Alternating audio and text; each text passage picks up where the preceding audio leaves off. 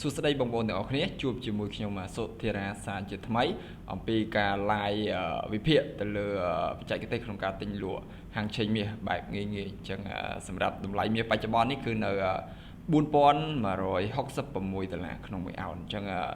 សម្រាប់កម្លាំងឡើងគឺរៀងខ្លាំងមាសអញ្ចឹងមាសបានឡើងពីក្រោមនេះមកដល់តម្លៃបច្ចុប្បន្ននេះរៀងច្រើនគួរសមអញ្ចឹងសម្រាប់តម្លៃបច្ចុប្បន្នមាសបានឡើងមកក្បែរនឹង resistance នៅតម្លៃ4172អញ្ចឹងសម្រាប់តម្លៃបច្ចុប្បន្ននេះយើងគួរលក់ឬក៏គួរទិញអញ្ចឹងយើងមើលពីទំនោររបស់ទីផ្សារសិនសម្រាប់ទំនោរទីផ្សារគឺជាទំនោរឡើងយើងឃើញថាមាសឡើងពីក្រោមនេះទៅរៀងច្រើនអញ្ចឹងមាសភាគរយឡើងគឺនៅតែបន្តទៀតទោះបីចុះក៏ចុះមិនច្រើនដែរអាចចុះមកតិចតួច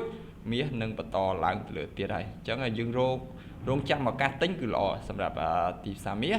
ហើយសម្រាប់តម្លៃបច្ចុប្បន្នបើសិនជាបងប្អូនចង់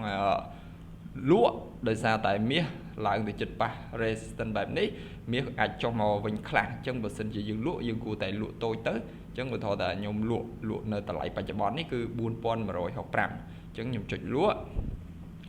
អញ្ចឹងតម្លៃនេះបើសិនជាអាចយើងអាចដាក់ SL នៅលើហ្នឹងក៏បានដែរសម្រាប់ទីផ្សារមាសយើងអាចដាក់ SL នៅលើ resistance ខាងលើអញ្ចឹងយើងទាញលើ SL អញ្ចឹងសម្រាប់តម្លៃចូលផ្សារគឺនៅ4165ហើយខ្ញុំដាក់ SL នៅតម្លៃ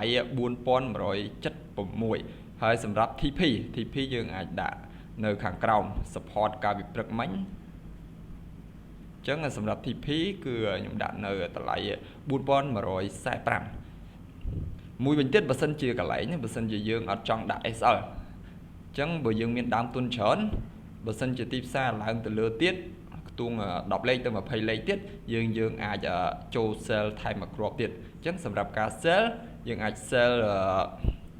ស្មើនឹងយើងចូលពីក្រោមក៏បានដែរ 0.05 អញ្ចឹងបើយើង sell ពីលើទៀតយើងអាច sell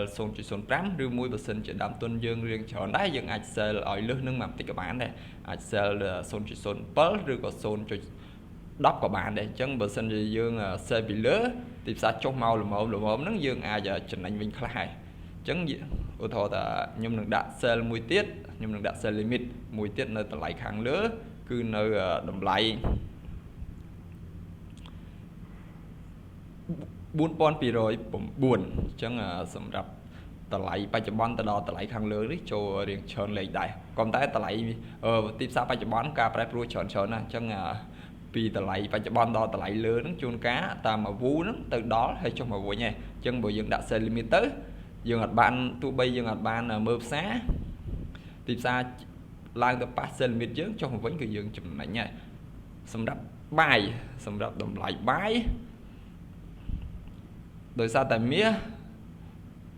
ឡើងពីក្រោមនេះទៅរៀងច្រើនគួរសមអញ្ចឹងសម្រាប់តម្លៃបាយយើងគួរតែរងចាំនៅពេលដែលទីផ្សារចុះមកវិញមករកតម្លៃ low កាលពីព្រឹកមិញអញ្ចឹងបើសិនជាអាចយើងអាចដាក់ buy limit បានយើងអាចដាក់ buy limit នៅខាងក្រោមហ្នឹងទៅអញ្ចឹងសម្រាប់ buy limit ខ្ញុំដាក់នៅតម្លៃ4145ហើយមួយទៀតយើងអាចដាក់ថែមបានទៀតនៅតម្លៃខាងក្រោមនេះគឺមាន support ដែរអញ្ចឹងយើងអាចដាក់នៅខាងក្រោមនេះមួយទៀតមក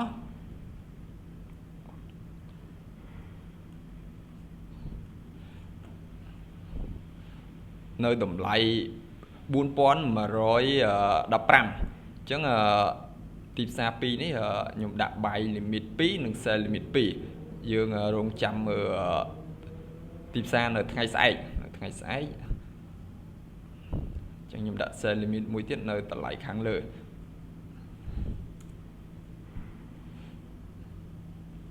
សម្រាប់ថ្ងៃនេះគឺខ្ញុំមានតែប៉ុណ្្នឹងអញ្ចឹងយើងរងចាំមើល position យើងចូលផ្សារនៅថ្ងៃនេះហើយនៅថ្ងៃស្អែកនឹងមានលទ្ធផលបែបណាសម្រាប់បងប្អូនដែលមានបំណងចង់ចូលរួមក្នុង channel Telegram បងប្អូនអាចចូលរួមបានក្នុង channel Telegram នេះគឺខ្ញុំនឹងអាប់ដេតហាងឆេងមាសភ្លាម